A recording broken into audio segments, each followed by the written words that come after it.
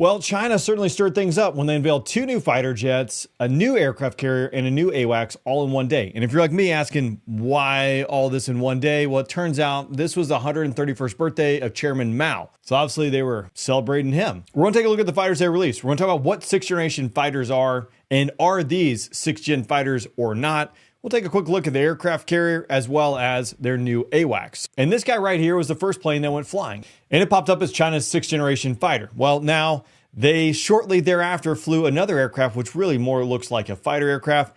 This one now, I think people are coming out and saying this might be the JH-XX. They're basically bomber version, a 6th generation, kind of B-21 Raider, if you will, going forward. Now, the China Defense Ministry hasn't released a public statement, so this is all coming from social media, as well as speculation across news outlets, etc., across the globe. So shortly after this one took flight, another aircraft took flight, and that aircraft is now being called the J-36. It looks more of like a fighter type aircraft, 2 engines versus the 3 engines, which again, we're going to dig into that here in a little bit. So, a lot going on. Let's jump into what we know about the first aircraft that went flying just a couple days ago. So kicking off with a video, this is the first 6th generation fighter, or the newest fighter that went flying. Kind of looks like a Dorito, in my opinion.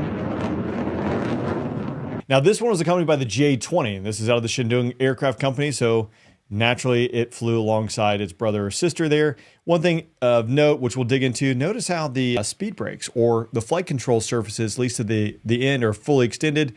I'm assuming that speed brakes, there are some renderings out there which show that there are 5 flight control surfaces along the trailing edge of both wings. It's tailless, which that is the one thing I think all NGAD, next generation air dominance fighters that are in competition in the US as well as some of our allies, they're all going to be tailless. So this one is tailless, which you reduce some radar cross section, you reduce some signature, as well as you might just need it because you don't have a tail. You need those flight control surfaces to induce yaw, make turns, slow the aircraft down, etc. So, all right, that guy went flying, and then shortly thereafter, the next aircraft was unveiled by China. And this aircraft is now being called J-36 across social media because they just unveiled the J-35 at the Zhuhai Air Show just a few weeks ago. So let's take a look at this one, which is being escorted by a J-16. So this one, there's not that much out there on the internet for this variant flying around, but you can clearly see 2 engines versus the 3 engines, which we'll talk a little bit more here in a bit.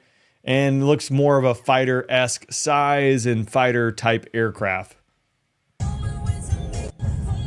So let's jump back into the JHX, the bomber one. So first, taking a look at this one, it does appear, in my humble opinion, that these are possibly additional flight control surfaces, although it's easier to see on the right wing that, again, they might be divided, although they all are symmetrical with no brakes in them at this point. It appears that the outer flight control surfaces are symmetrical and open, which I'm going to make the assumption that these most likely are being utilized as a speed brake. Now, in fly-by-wire modern aircraft outside F-16, but F-35, F-22, no speed brakes. It's going to utilize the flight controls that are available to slow the aircraft down, whatever the pilot's not using. Again, the pilot gets a vote in what they want to do, and then the computers move the flight control surfaces in the most efficient manner. Most likely that is the case here. This one flying along the J-20, which is about 70 feet in length, and that's a large aircraft, also appears to be a very large aircraft. Again, kind of leading towards, if you look, rather large weapons bay, what I'm assuming here, so able to carry large payloads, so thinking more long-range strategic strike, as well as the wheels. You can see they're canted here. In my mind, it also kind of looks like a 777 or 767, albeit just single wheeled, not dual wheeled, or an F-18.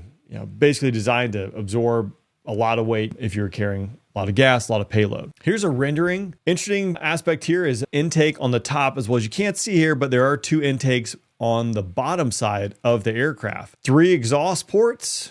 By exhaust ports, I mean exhaust. So a couple things this could be. One, there's speculation that, hey, you need 3 engines because this is a heavy aircraft. You need 3 engines able to get from point A to point B and carry all this payload. That is one assumption, and maybe valid or invalid. Interesting that you would not have, or you have the 3rd intake on top of the aircraft. This plane might be able to achieve hypersonic speeds, and maybe you need a ramjet or a scramjet in order to go into high altitude, high speed regimes. Time will tell. So that is an interesting design concept. There's the back end. Again, rendering here, I'm assuming this came off of what people are seeing on social media, where it appears to be 5 separate flight control surfaces. And when it was flying around, it had the outer 2 on each wing fully deployed. Again, kind of thinking speed brake, that's what it looked like. And they didn't look like they were deflecting, i.e. making any control movement. So again, trying to slow the aircraft down or maintain speed there. No tail, right? So having the different flight control surfaces might mean smaller movements. So again, reducing radar cross section and movements, as well as the required maneuverability having no tail in order to be able to do yaw and make the changes there. So interesting design concept with that. Now over to the J-36, or again, what people are calling it. Again, this was escorted by the J-16 out of the Shenyang Aircraft Corporation, which was unveiled as the second aircraft on that day. This one, again, looks more maneuverable, more of a fighter type platform. So this might be more towards that 6th generation fighter aircraft. Now, what is a 6th generation fighter aircraft? Remember, the term 5th generation was a marketing term created by Lockheed to market the F-22.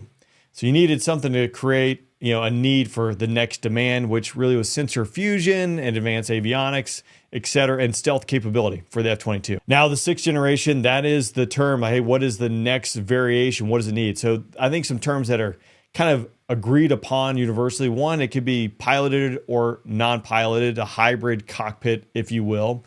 Low observable with advanced avionics, and able to utilize artificial intelligence as well as collaborative wingmen to go out there and fight. So are these 6th generation aircraft and fighters?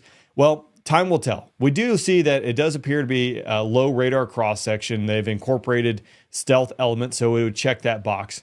But really, the piece, what would make it a 6th generation fighter, or at least as the United States and our allies go out there and procure and develop these planes, would be, can it utilize artificial intelligence? Can it do collaborative thinking and working with autonomous wingmen? Those type things. Nonetheless, it is impressive. They've rolled out 2 advanced aircraft in a matter, or really 3 advanced aircraft in a matter of just a few weeks. So nothing to bat an eye at. Next, China rolled out their latest and greatest airborne control platform, which is the KJ-3000, based on the Y-20 body. Obviously, increasing range and endurance. It is the quarterback when it comes to an air-to-air fight or engagement, tracking enemy fighters, coordinating missile strikes, etc. So this one incorporates an advanced AESA radar, allowing to have 360-degree coverage, capable of targeting dozens of targets simultaneously, and crucial when it comes to running an air war. China also unveiled their newest aircraft carrier. This is going to be a Type 4, which is not just another ship. I mean, it's a floating fortress. It incorporates an electromagnetic catapult system like we see on modern U.S. aircraft carriers today. In theory, able to launch stealth fighter aircraft, and drones much more efficiently and faster than ever before, as well as an advanced deck design capable of supporting next generation fighters. The last few days definitely have shown that China is a powerhouse. They have been a powerhouse, and it's not something to be taken lightly if you're talking about near-peer adversaries. The ability to roll out 3 new aircraft and advanced aircraft. Now, we don't know what the internal guts of those planes are and what the capabilities of them are, which is the true mark of a modern fighter these days, as well as the ability to produce them, maintain them, fly them, etc. There's a whole host of issues that come along with it. But again, it shouldn't be scoffed. Let me know what you think down below, and I'll see you next time.